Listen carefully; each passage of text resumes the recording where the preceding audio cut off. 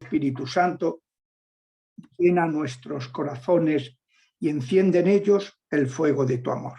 Envíanos, Señor, tu Espíritu y seremos recreados y renovarás la faz de la tierra. Oh Dios, que has iluminado los corazones de tus fieles con la luz del Espíritu Santo, concédenos que con la fuerza de este mismo Espíritu saboreemos las cosas rectas y gocemos de sus consuelos. Por Jesucristo nuestro Señor. Amén.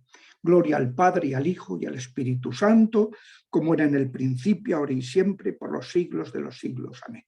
Nos encomendamos a Santa María y San José, le pedimos a San Miguel que nos proteja y a San Gabriel que se ocupe de esta comunicación.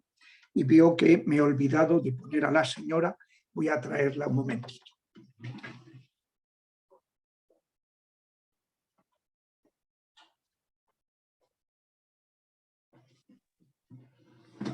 Y aquí falta lo principal. Y aquí está la madre. Bueno, vamos a... Entonces ya retomamos esta charla. Nos quedan dos clases, la de hoy, la del próximo día. Hoy que nos vamos a detener en asuntos prácticos. Hoy en cómo organizar un ministerio exorcístico, qué requisitos hacen falta, tanto al ministro ordenado como a los que colaboran con él.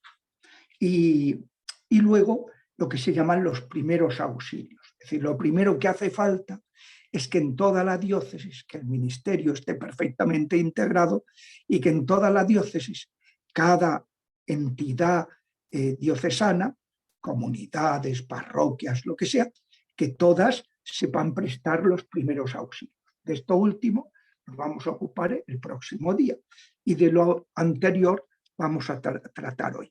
Pero no quería comenzar en la charla de hoy sin antes referirme a las preguntas que nos han hecho los comunicantes. Por una parte, preguntan qué pasa con los hijos de padres que viven en unión libre o en un segundo matrimonio. Segundo matrimonio, si siguen casados y no han obtenido la nulidad, pues están en adulterio, o sea que eso no es un matrimonio, es una unión adulterina.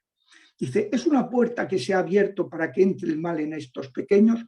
Hombre, el hecho de que los chicos sean concebidos fuera del matrimonio, pues es una carencia importante, ¿no? El hecho de que los padres estén, en lugar de pedir que piensen que pueden sacar un matrimonio sin la ayuda de Dios, pues es un pecado importante, ¿no? Que puede tener repercusiones en los hijos. Hay pecados muy graves que pueden tener repercusiones, no necesariamente, pueden tenerlas hasta la segunda, tercera o cuarta generación. Entonces, pues esto es algo que sí que conviene sanar con la oración intergeneracional y pidiendo a Dios que si deben casarse, que pidan la nulidad y que si se la declaran, si declaran la nulidad, pues que se casen. Luego preguntaban por la iridiología. Vamos a ver, lo que les recomiendo es que miren en Wikipedia todo lo que explica y el por qué la comunidad científica no tiene confianza en la iridiología, que piensa que es una pseudociencia y que pues no es algo verdaderamente científico. Hay indicios de que pueda ser algo tipo nueva era. Pero yo lo que recomiendo es que ustedes lo estudien, que tenga interés que lo estudie. Ahí lo trata muy bien, es muy completo el artículo y va explicando, ¿no? En distintas fases pues cosas y ya cada uno que saque sus conclusiones. ¿Puedo yo hacer como esposa la oración de sanación intergeneracional? Supongo que se referirá a su esposo, a su marido, ya que la intercesión del sacramento del matrimonio, claro que puede, porque son una sola carne. Es decir, que la unión matrimonial, cuando hay ese sacramento, pues hace que cada uno de los cónyuges tenga autoridad para hacer en nombre del otro algo en su favor. Es cierto que en la confesión, cuando el sacerdote no da la absolución completa que aparece en el catecismo, sino solo dice: yo te absuelvo de tus pecados, en nombre del Padre, del Hijo y del Espíritu Santo, no fui absuelta y tengo que confesarme con otro sacerdote que dé la absolución completa, no. A ver, si un sacerdote le dice esas palabras, es la parte esencial de la absolución y queda absuelta. Otra cosa es que el sacerdote esté actuando regular, porque en lugar de utilizar la fórmula completa, Dios Padre misericordioso, que reconcilió consigo al mundo por la muerte y resurrección de su Hijo y derramó el Espíritu Santo para la remisión de los pecados, te conceda por el ministerio de la Iglesia el perdón y la paz. Y yo te absuelvo, y entonces ya dar la absolución. Pues, pero, por ejemplo, en caso de urgencia, yo te absuelvo. En caso de urgencia, a mí hay veces que me llega, me dice que acaba de fallecer fulanito. Como el alma tarda un tiempo en dejar el cuerpo, pasa enseguida, le das la absolución bajo condición rápidamente y le das la unción rápidamente. Y me salto muchos otros ritos. O sea, me voy no hago el rito de proclamar la palabra, no hago el rito de imposición de manos para la unción, no hago otras cosas. No, voy a lo que es la esencia, por esta santa unción y ya está. Y luego darle la absolución bajo condición y la indulgencia plenaria en el caso de que sea capaz, ¿no? Entonces, cosa que es muy previsible, pues bueno, la gente fallece, pues claro, salvo que esté en contra de Dios, pues tiene como una mayor facilidad ante tal ya de la situación de la muerte para arrepentirse, ¿no? Entonces, sí, claro que vale. Otra cosa es que, hombre, que los sacerdotes debemos hacer la liturgia bien. Pero eso es un problema del sacerdote, no es un problema de usted, que vaya a resultar no absuelta, ¿no? Bueno, tengo solo un hijo y no he vuelto a quedar embarazada.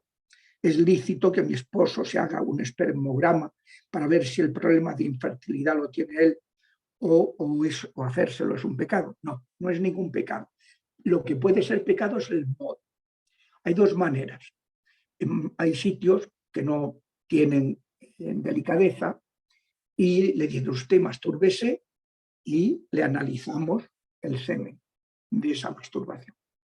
Y los sitios donde tienen una ética, lo que hacen es que le dicen a la persona: mire, utilicen este preservativo agujereado, que no es preservativo porque está agujereado y por tanto está abierto a la vida si Dios quisiera, y al mismo tiempo es un preservativo de unas cualidades que no tenga espermicidas, porque hay preservativos que tienen espermicidas, entonces alteran la calidad del semen. No, es un preservativo que no tenga espermicida, que sea simplemente el látex, pero agujereado.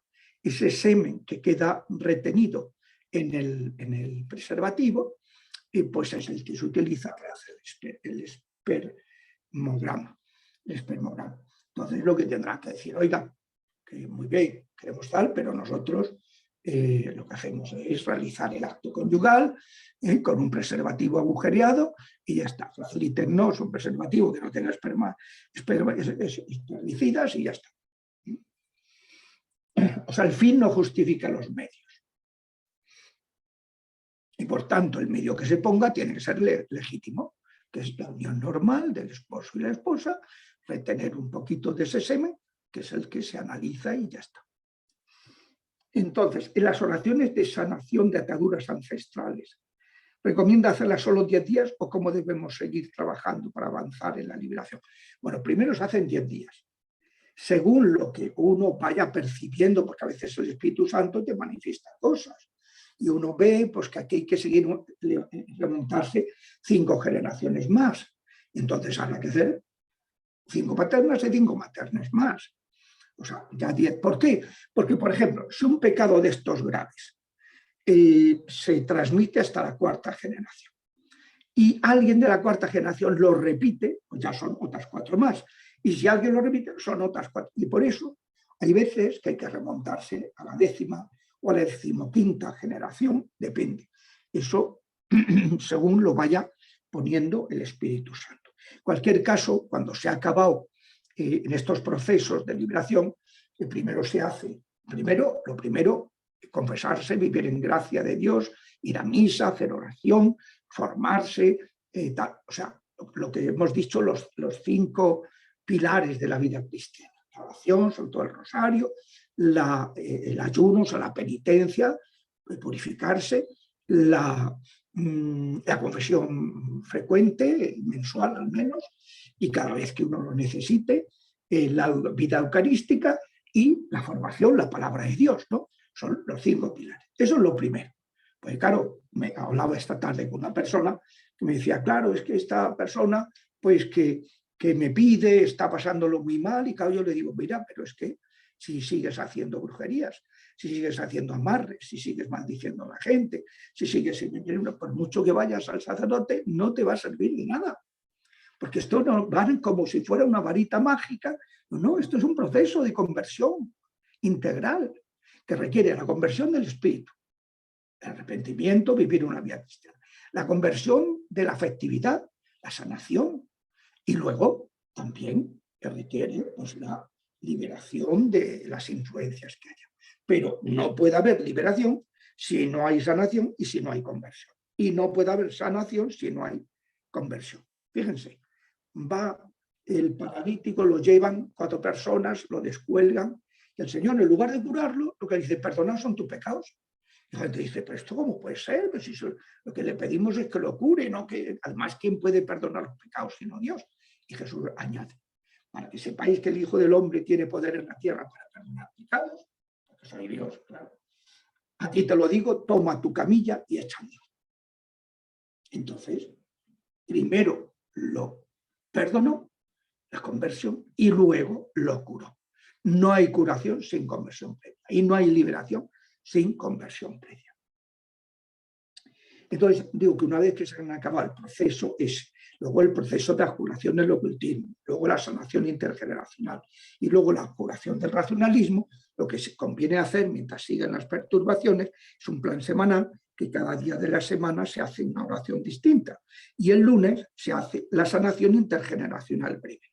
Ya no la larga de media hora, sino una breve que dura 2 o 3 minutos, que es un folio, y que es suficiente para hacerlo y se va manteniendo, se sigue trabajando esa sanación intergeneracional.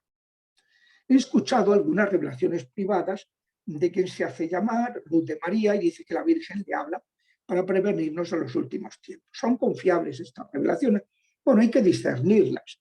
Es fácil discernirlas cuando uno las compara con otras revelaciones de los últimos 200 años, desde que esto en el libro del Quo Vadis Ecclesia, el capítulo 4 de este libro, es un libro que publiqué en diciembre para explicar, es para gente que sea creyente.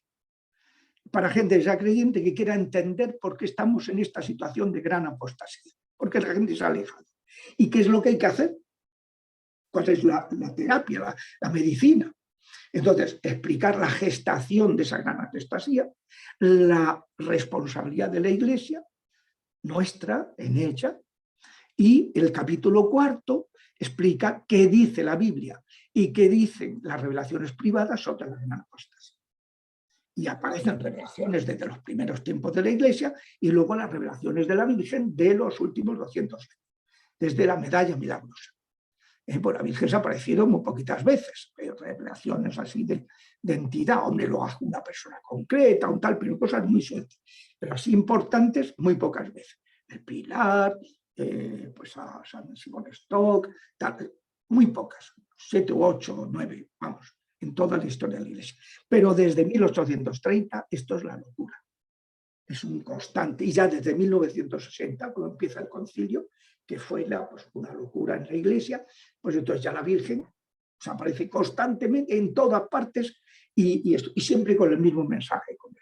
Entonces, bueno, pues estas revelaciones privadas hay que discernirlas y luego sabiendo también, hombre, que el vidente puede ser que, hombre, que a veces, en lugar de transmitir solamente lo que se ha revelado, puede meter de su cosecha, entonces ya adultera un poco Yo he oído hablar de estas revelaciones, no las conozco, pero he oído hablar de ellas y no le puedo decir porque no he discernido. Las que sí he discernido, vamos, son las que menciono en el capítulo 4 de este libro, del Quo Vadis Ecclesia, que lo pueden encontrar por Amazon, poniendo mi nombre y Quo Vadis Ecclesia, y sabe, ¿no? O entrando en la página web de las6puertas.com y pedirlo en contacto o preguntar aquí en México cómo lo puedo conseguir. En tal, pero lo más práctico muchas veces es en Amazon. Si lo hacen por Amazon, miren los que lo ofrecen, porque claro, el otro día, por ejemplo, entré para ver si se estaba distribuyendo en USA este libro, el de las 6 puertas, pero en inglés, que ya está en todo el mundo, se está vendiendo en todo el mundo. Y entonces miré en Amazon USA y me encontré que había un vendedor que lo vendía a 19 y pico, casi $20. Otro a 26. Digo, hombre, pues yo solo compro al de $20, no al de 26. O sea, que además eso es muy bueno porque el otro acabará bajando si ve que le están comprando al que lo... Claro, pues su precio son 20 euros, como pone aquí, 20 euros, que porque se ha imprimido en España, eso te pone euros, pero que es parecido al dólar y tal. Entonces, bueno, pues eso. O sea, se puede encontrar en esas plataformas. Entonces, ¿son confiables? Lean ustedes ese capítulo 4 del libro del Quo Vadis Ecclesia y podrán discernir pues, si lo son o no, y los signos para saberlo, etc.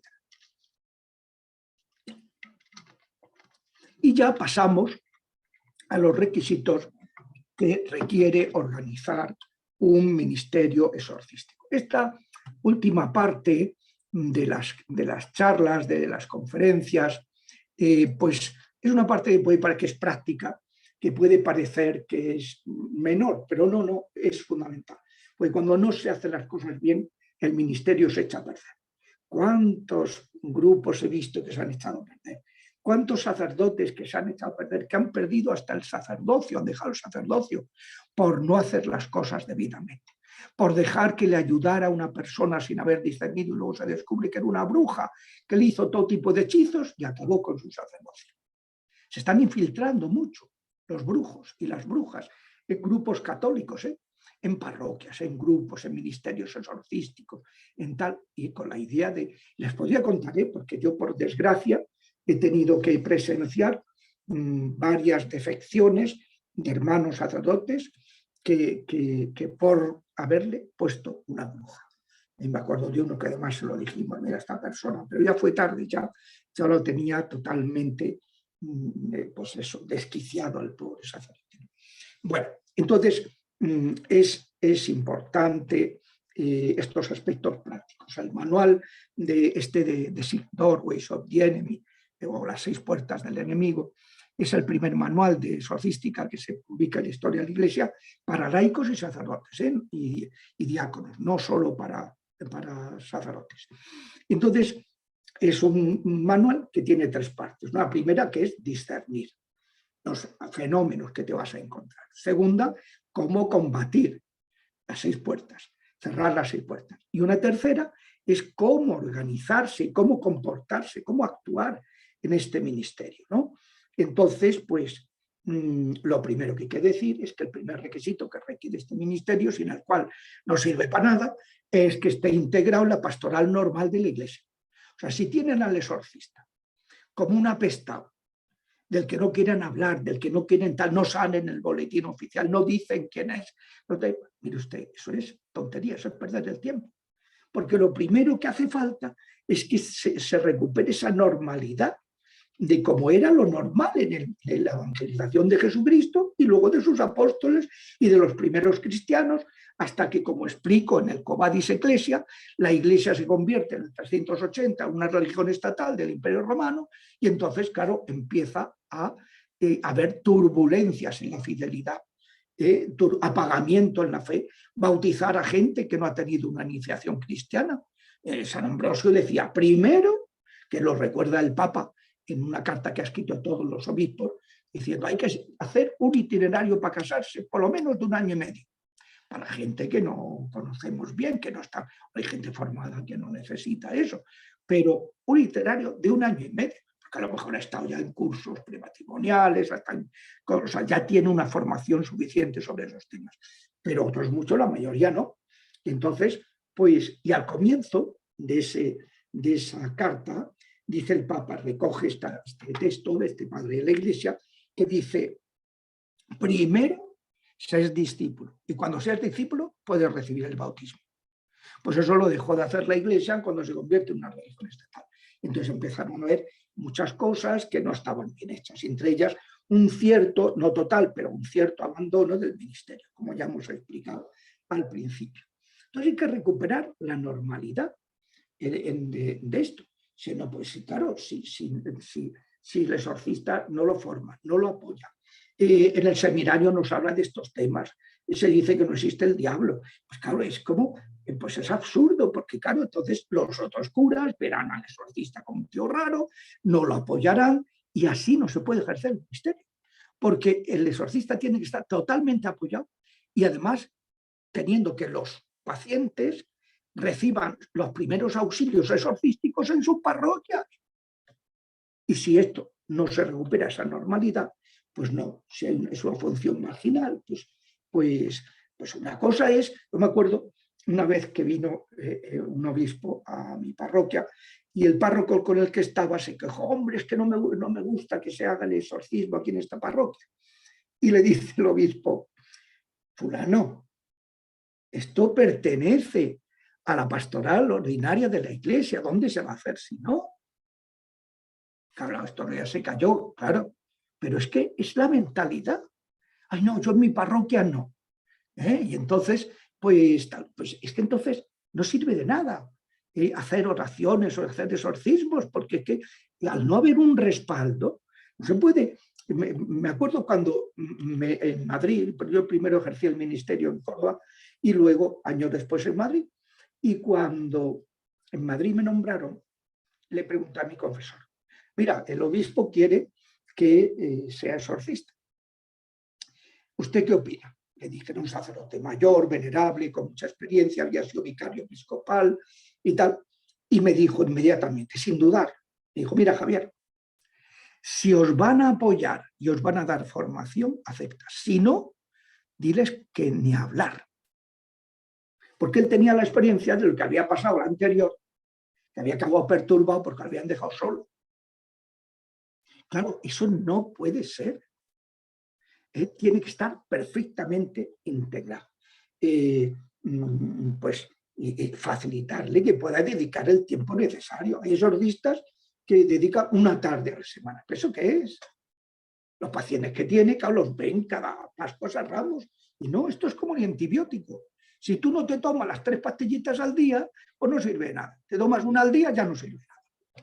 Pues esto es lo mismo. Si no atiendes al poseído todas las semanas, y los dedica, pues ya vuelve fatal. Si a uno que está influenciado, vejado o oprimido o obsesionado no lo atiendes como mínimo cada 15 días, no sirve de nada. Porque los demonios se recuperan y vuelven a entrar con más fuerza, como dice Lucas, y que lo leímos hace pocos días, ¿no? Entonces, pues hay que descargarlo para que pueda dedicar el tiempo.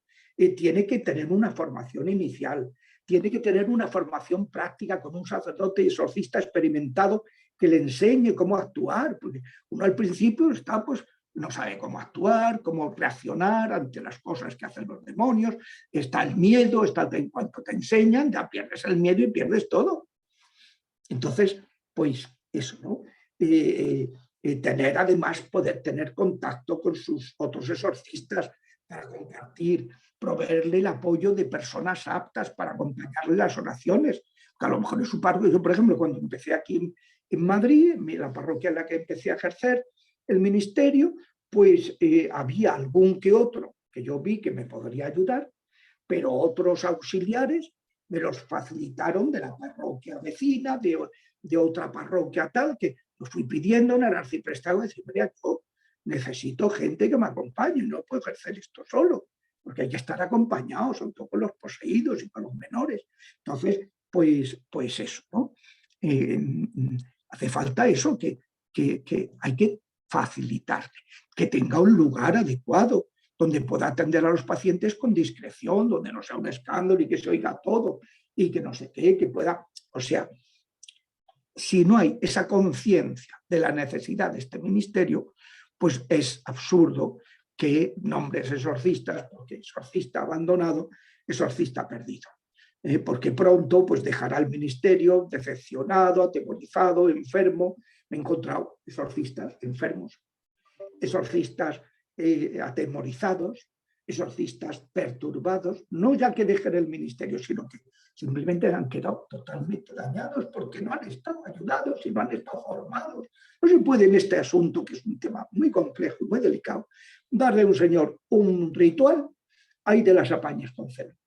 Hombre, no, eso no puede ser, eso es una canallada. Y eso es porque, empezando, porque vamos, yo siempre digo, no puede ordenarse un obispo que no tenga experiencia en estos temas. Mirad al Papa. El Papa estaba imponiendo las manos en la Plaza de San Pedro antes de la pandemia y llega uno y estaba endemoniado. Y salta, se monta aquí en la silla. El Papa ni se inmutó. Mantuvo la imposición de manos, sometió a los demonios con la imposición de manos, y cuando los demonios hubieron salido, pasó al siguiente, como si tal cosa, como si hubiera fumado un puro. O sea, a ver, se entiende la expresión, sin inmutarse. ¿Por qué? Porque tiene experiencia. Yo he tenido una paciente que la mandó al exorcista. Que usted vaya a Mancuso, que era el exorcista de Río de la Plata, ahora ya es mayor, es un venerable exorcista, un sacerdote estupendo. Y vaya a Mancuso. Y luego pues, se trasladó por motivos profesionales a Madrid y venía a que la atendiera, ¿no? Entonces, pues eso, hay que formar.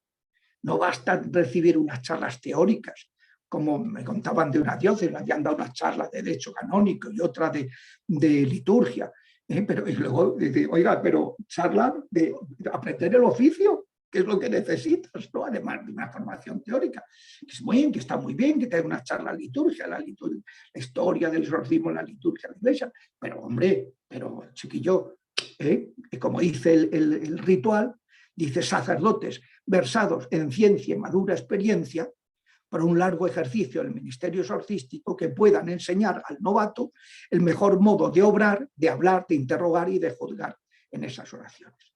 Eso hay que aprenderlo. Y eso pues, es de los requisitos. Luego tiene que haber la cantidad de exorcistas proporcional a la demanda que haya en la diócesis. Primero, para que se pueda atender bien.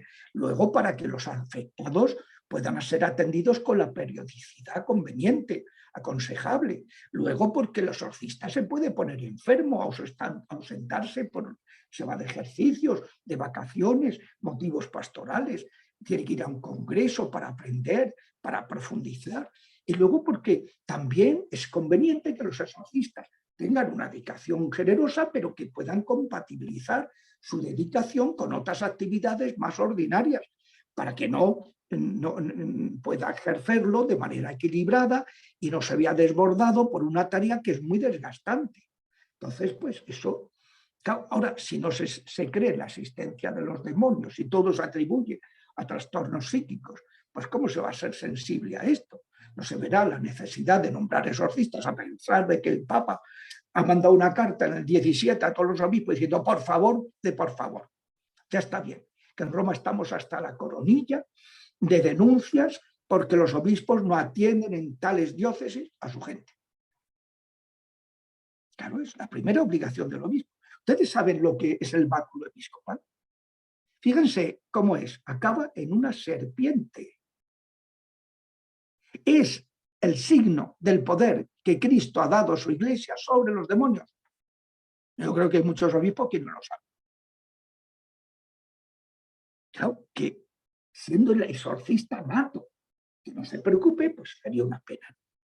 Entonces, pues, como decía el padre Amor, ¿no? Que a veces se instituyen exorcistas, pero tienen que actuar como un lobo estepario que hace una labor desconocida, incomprendida, poco apoyada, y así no se puede funcionar, ¿no? Porque si no se tiene el acompañamiento de todo el presbiterio diocesano, no sirve para nada, ¿no? Porque no olvidemos que los afectados necesitan un acompañamiento parroquial de la comunidad de origen. Entonces, pues si no lo recibe, el exorcista no puede hacerlo todo. Esto es como la sanidad. Si en la sanidad uno, pues primero va al médico de cabecera, al médico generalista, y luego ya se manda al especialista. Pero el especialista no puede hacer las funciones del médico generalista, que son muchas, amplias, menos especializadas, pero amplias. No. El médico especialista tiene que centrarse en lo suyo. Pues esto. Entonces, si no hay un ambiente en toda la diócesis de aceptación de este ministerio y de prestar los primeros auxilios, pues entonces no. Porque además no olvidemos que los pacientes pues necesitan un acompañamiento espiritual. La primera puerta es la solidez espiritual. Un acompañamiento espiritual. Y eso se lo tienen que prestar en su comunidad de origen. Y si no la tienen, hay que integrarlo en una comunidad de origen. Entonces, pues es lo que se llama los primeros auxilios. Luego, más requisitos, pues está la liberación, se ha de ejercer apoyado con la oración de muchos y acompañado. Esto es otro punto fundamental. Hay que buscarse comunidades de monjas. Monjas de clausura, monjas contemplativas, de comunidades de orantes, comunidades de grupos de oración, etcétera, que se comprometan, se comprometan a los que se les pida que por favor se comprometan a orar por los pacientes.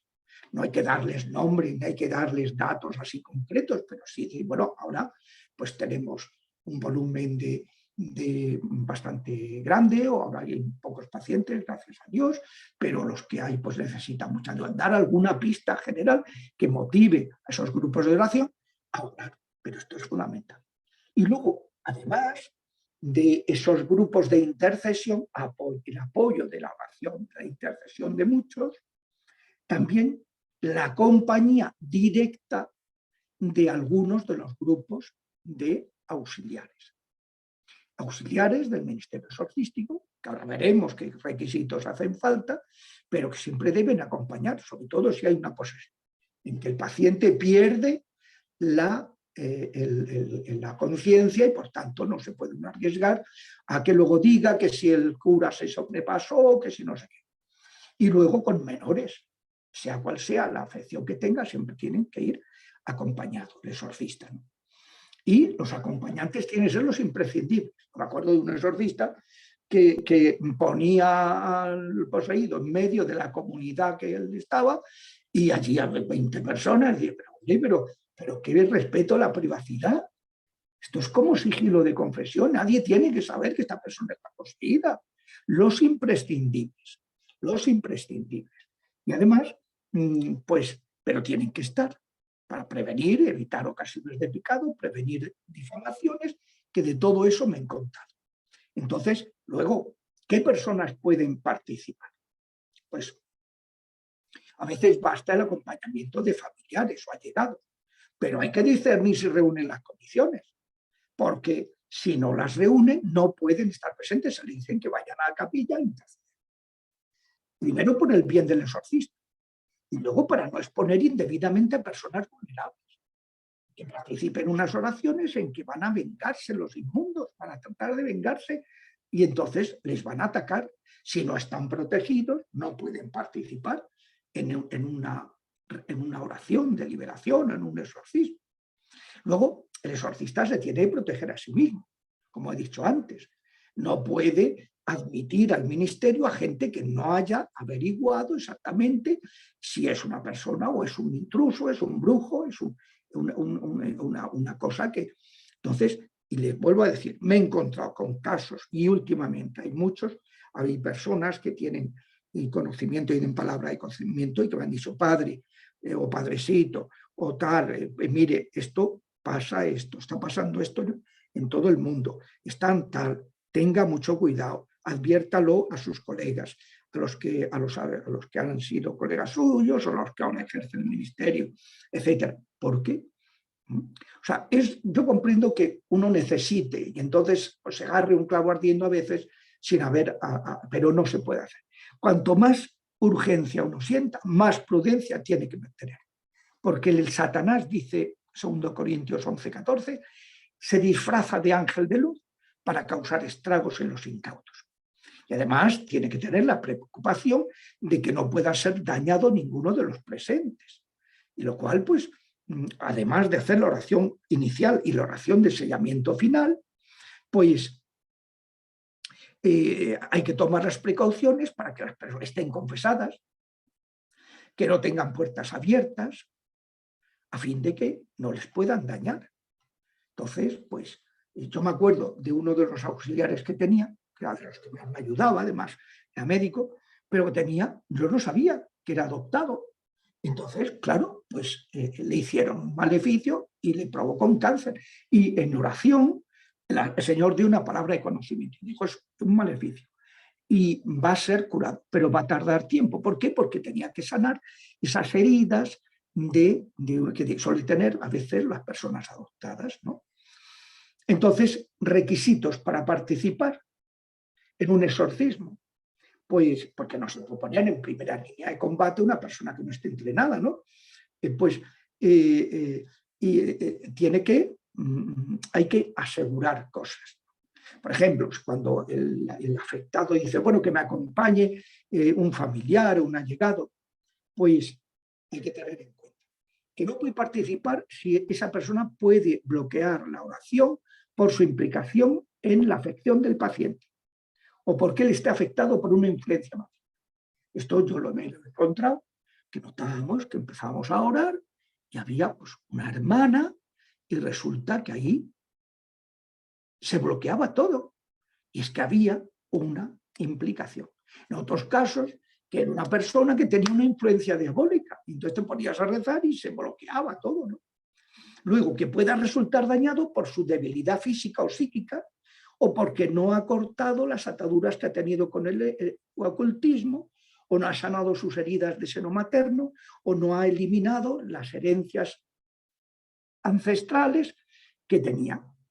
Hay que mirar, hay que examinar. Si a esta persona, ¿cómo están las 6 puertas en esta persona? Luego tiene que tener y luego, ojo, que como decía, que sea una fortaleza psíquica y física. Si una persona que está alterada, que tiene un trastorno de personalidad, no puede estar en un exorcismo, porque los demonios son perezosos y van a lo fácil y le van a atacar primero a esa persona.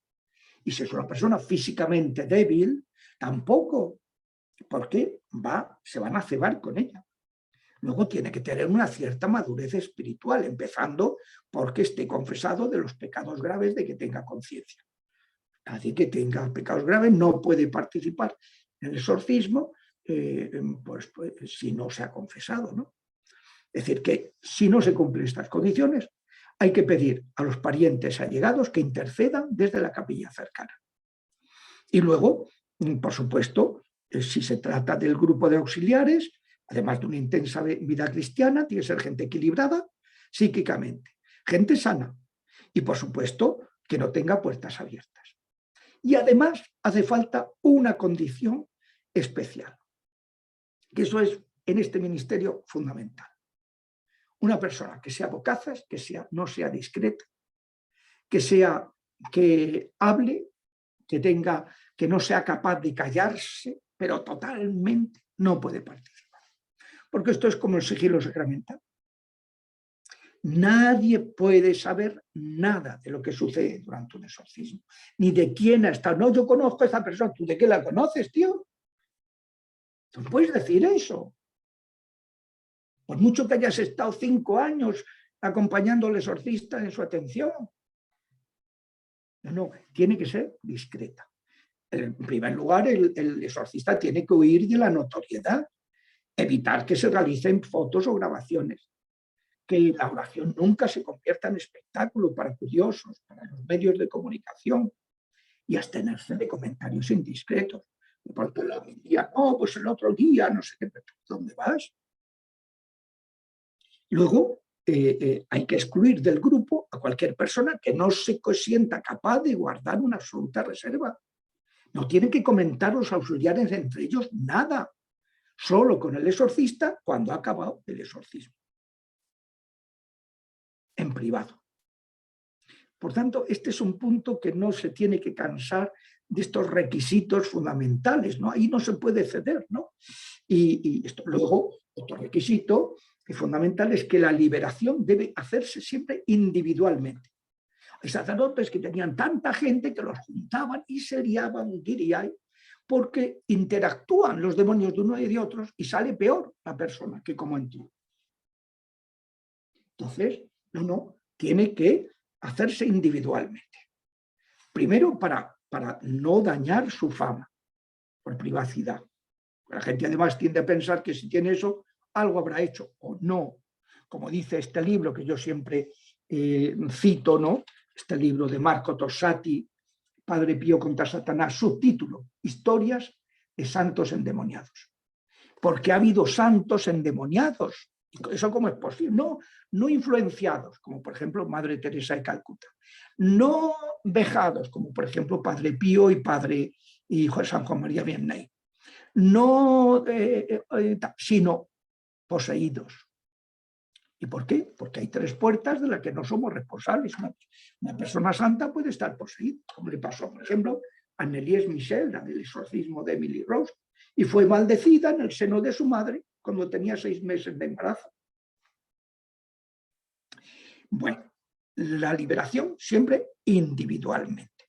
La sanación se puede hacer en público. Misas de sanación, ¿qué son? Una misa que se celebra la misa pidiendo por los enfermos.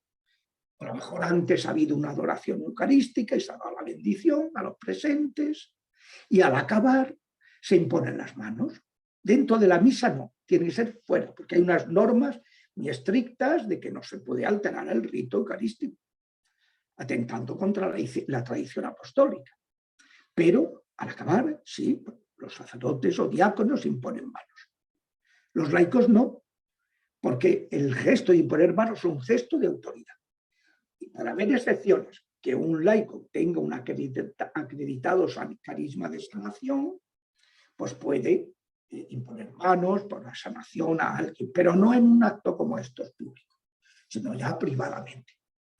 Y luego, si no existe eso, no, los laicos no.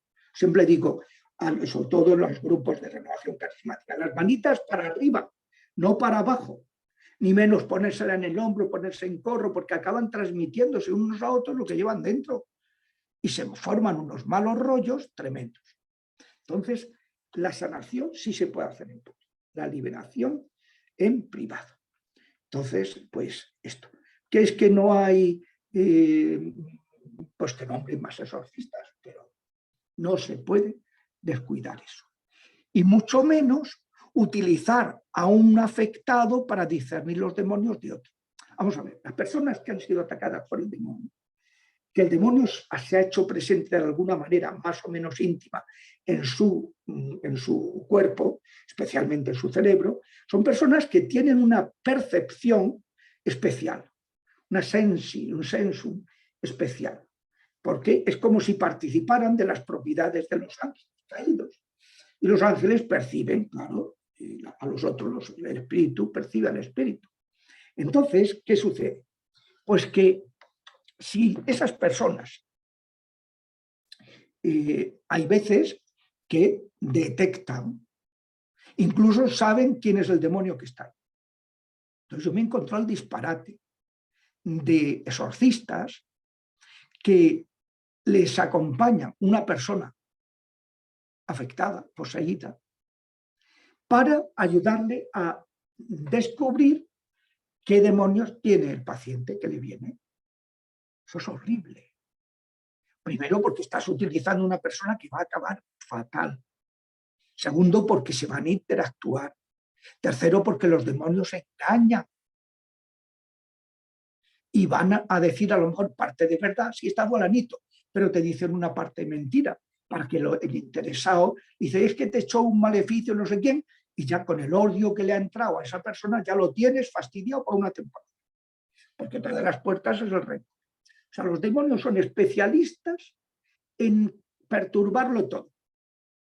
Y te pueden decir una parte de verdad, que esa es la peor de las mentiras.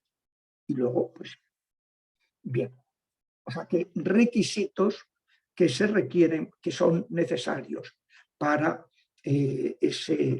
ese ejercer el ministerio. Esto es básico, es fundamental. El próximo día lo que haremos será pues, explicar todo lo que son los auxilios que hace falta que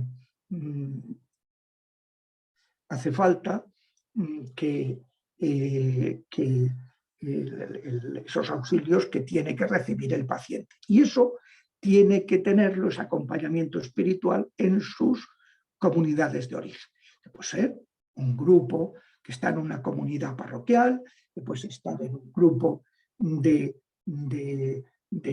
una comunidad ecuatorial, que puede ser que está en un grupo del retiro de Maús, que está, yo qué sé, lo que sea, comunidad de origen, una comunidad franciscana para seglares, donde tienen pues unas actividades de formación y de oración y de vida espiritual, lo que sea. Tiene que haber en esos lugares un determinado acompañamiento.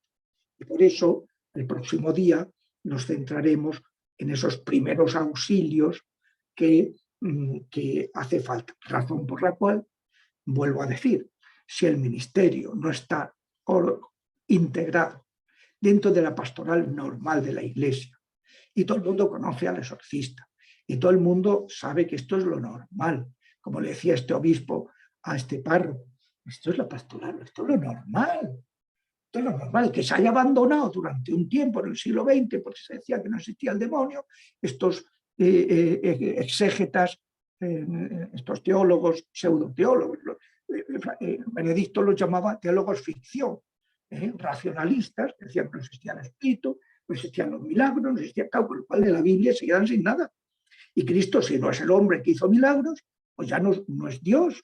Y si no es Dios, su moral no me implica a mí, como decía Benedicto. ¿Por qué he publicado un libro sobre Jesús de Nazaret? Lo he publicado para refutar, de teólogo a pseudoteólogos, refutar esas teorías y hacer ver que eso es completamente falso. Porque, claro, si Cristo es Dios, yo ahora en el siglo XXI tengo que vivir su moral. Pero si Cristo no es Dios, pues uno puede decir, hombre, cuando Cristo dijo que el que se divorcia de su mujer y se junta con otra adultera, eso es porque en aquella época estaba mal visto divorciarse. Entonces, pues, pero ahora que somos muy modernos, muy progres y muy tal, pues esto ya no tiene vigencia, ¿no? Entonces, bueno, pues eso. Yo creo que es importantísimo que haya esa integración en la pastoral ordinaria de la Iglesia, para que pueda ejercerse el ministerio de liberación y además sabiendo que luego que es que no solamente el exorcista está sobre todo para los casos más graves, pero los casos menos graves los puede atender cualquier diácono o cualquier sacerdote. No hace falta ser exorcista para hacer una oración de sanación, una oración de liberación. Lo que no puedes es utilizar el ritual de exorcismo, la oración litúrgica oficial de la Iglesia. Pero hacer una oración privada, potentísima, de sanación y de liberación, hombre, pues claro que puede, ¿no? Por eso hay mucho que cambiar. Yo en este libro del Quo Vadis Ecclesia, en la segunda parte donde hablo de la nueva evangelización y le dedico otros 4 capítulos. Los primeros capítulos es cómo se ha gestado la apostasía, el segundo, pues el origen y las repercusiones que tuvo cuando se hace religión oficial del Imperio Romano. El tercero, pues fue la mundanización que eso supone. Y el cuarto, pues lo que hemos dicho de las revelaciones privadas. Pero en la segunda parte digo 4 capítulos a lo que decía Juan Pablo II. La nueva evangelización tiene que ser nueva en su ardor. Hay que renovarse, hay que recuperar el fervor de la caridad primera, porque hemos hecho un cristianismo light. ¿Qué es esto de una persona que bautiza a sus hijos en una fe en la que no creen porque ellos no van? Pero ¿qué congruencia más grande? Es un teatrillo sacrílego. Está preguntando, ¿sois conscientes de que si traéis a vuestro hijo os comprometéis? Sí, somos conscientes. Mentira podrida. Y el cura lo sabe porque sabe que esto no ha aparecido por la parroquia nunca. ¿Por qué nos prestamos a eso? No debemos. Entonces, dice, nueva en el ardor, nueva en los métodos. El método ahora no es el Estado. El método ahora, el camino, es el acompañamiento de la persona y su integración en una comunidad familiar, o sea, no multitudinaria, familiar, vigorosa, donde haya un compromiso, porque de compromiso de apostolado, de discipulado, de misión con los pobres, con la pastoral de la salud, los afectados, los atribulados por los espíritus inmundos. Una de las cosas que hay que recuperar es ese ejercicio del ministerio de sanación y liberación en la pastoral ordinaria de la Iglesia. Yo cuando en el año de la misericordia, hablaba del año de la misericordia, yo siempre decía, mira, parole, parole, parole. Mucho hablar de misericordia, pero ¿sabéis? La misericordia es tener corazón sensible al que sufre. ¿Sabéis los que más sufren? Los que han sido atacados directamente por los demonios. Y si a esos nos desentendemos porque no creemos y los mandamos al psicólogo y tal, al final acaban en los brujos, acaban fatal o acaban drogándose. Hace unos días me decían de una persona que como no la atienden en la diócesis, ha caído en la cocaína, pero a tope, porque ya no sabe qué hacer ante las vejaciones que le realizan los demonios. Toda la culpa la tenemos nosotros, los curas, porque no atendemos a la gente, porque no creemos. Entonces, segundo, nuevos métodos. Luego, nuevas expresiones. Ahora la fe hay que expresarla, no con la autoridad del Estado, y no. Es con el ejemplo, con la cercanía y con el diálogo. Para eso hay que prepararse. Y hay que ser ejemplares y tener caridad y ser cercanos y escuchar y no ser en burócratas, como dice Benedicto, esta iglesia de oficina, de burócratas, que no quieren a la gente, que les importa gorro que la gente sufra y que estén ahí. No, esto será una cosa psicológica. Psicológico, tú me tienes que ir a la psicópata. Porque, hombre, ¿qué cosas dices? Hay que respetar el sufrimiento de la gente. Y, por último, nuevas proyecciones. En una serie de problemas que han surgido cuando ya la Iglesia deja de ser una religión estatal y es una Iglesia que convive en pluralismo, pues entonces hay que estar en condiciones de formar a la gente en libertad, enseñarles a dialogar en ese ambiente pluralista, saber qué es lo propio y tal. Y luego el tema de los medios de comunicación, de la revolución tecnológica, hay que saber proteger a la gente, protegerse uno, no estar todo el día enganchado con el celular y con los medios y proteger a los suyos. Hoy me decía una madre, ay, es que este niño, pues no le puedo. Y digo, pero vamos a ver, ¿quién le está pagando el celular? ¿Quién le está pagando la conexión y todo eso? ¿Que te quejas tanto? Quítale el celular con 14 años y ha demostrado que no tiene madurez. Y que cuando ya tenga madurez, entonces le dejas, y además con un control y con una cosa, que para eso pagas. Como decía una amiga, decía, en mi casa todos mis hijos son mayores de edad legal. Pero les digo, estaban 5, estaban acabando las carreras y tal. Pero les digo, aquí mayor de edad que se paga la hipoteca. Mientras no podéis pagar la hipoteca e independizaros, aquí se hace lo que yo digo. Entonces, mi persona estaba separada y digo, aquí se hace lo que yo digo. Si hay algo que no parece correcto, me lo decís, yo rectificaré si lo que debo rectificar, pero si queréis vivir en esta casa, esta es la autoridad. Con toda razón, ¿qué es eso de que es mayor de edad? Mayor de edad y no se puede pagar los estudios, tú no eres mayor de edad, tú eres un cara que quieres vivir a costa de tus padres y luego pues hacer lo que te da la gana. No, perdona, o estás ya trabajando y quieres gastarte el dinero en tus caprichos y no aportas a la casa. No, es eso. O sea, hay que los medios de comunicación. Y en tercer lugar, todo el tema, la biotecnología, la defensa de la vida. Han cambiado totalmente los últimos decenios, todo el tema de las tecnologías, hay que tener una visión muy clara de cómo intervenir en ese ambiente biosanitario con la eutanasia, los anticonceptivos, el aborto, las manipulaciones genéticas, la fecundación in vitro, vamos, es que es un mundo transgénero. Y ahora me lleva un disgusto porque en el hospital en que estoy resulta que han puesto una unidad transgénero. Digo, esto ya lo que nos faltaba. O sea, terrible. Eso sí, lo han escondido en una zona que no se veía mucho y tal. Digo, mira tú, se ve que no tienen buena conciencia cuando lo están escondiendo. Pero qué pena, ¿no? A unos niños de hasta 6 años ya metiéndolos en la vida. Hombre, no hay derecho, no hay derecho.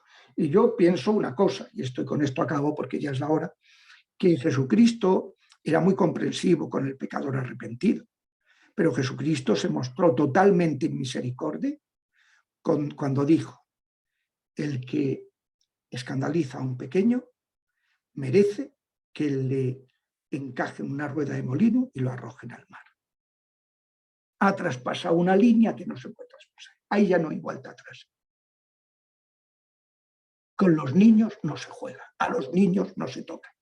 Y ya de paso aprovecho para decir, que va a ser Halloween, que no hagamos tonterías con los hijos. ¿Qué pasa porque se vista de calabacita o de brujita o de muerte? Muy sencillo, ha abierto una puerta. Y el demonio aprovechará esa puerta abierta cuando le parezca conveniente.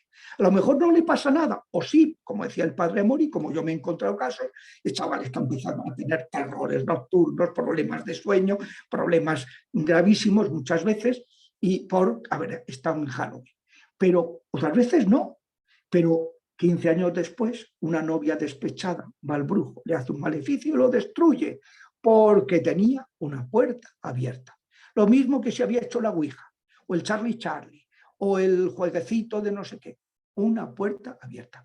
No jugar con los niños, no toquéis a los niños, no permitáis que os los perviertan, que los contaminen. Halloween es una fiesta satánica, la más satánica de todo el año. Y el problema es la gran ignorancia de gente que no tiene ni idea de dónde se está metiendo y dónde está metiendo a sus niños. Por favor, a los niños no juguéis con ellos, que Dios os pediría cuentas. Bueno, pues acabamos pidiendo al Señor la bendición, que el Señor os bendiga y os guarde, os proteja de todo mal, proteja a vuestros hijos, sobre todo a los pequeños, y os lleve por camino de santidad. En el nombre del Padre, y del Hijo, y del Espíritu Santo. Amén. Buenas noches, Padre Javier, muchas gracias. Pues, encantado. Que tengan una buena tarde y que Dios los bendiga. Amén. Gracias, Padre. Bendiciones a todos.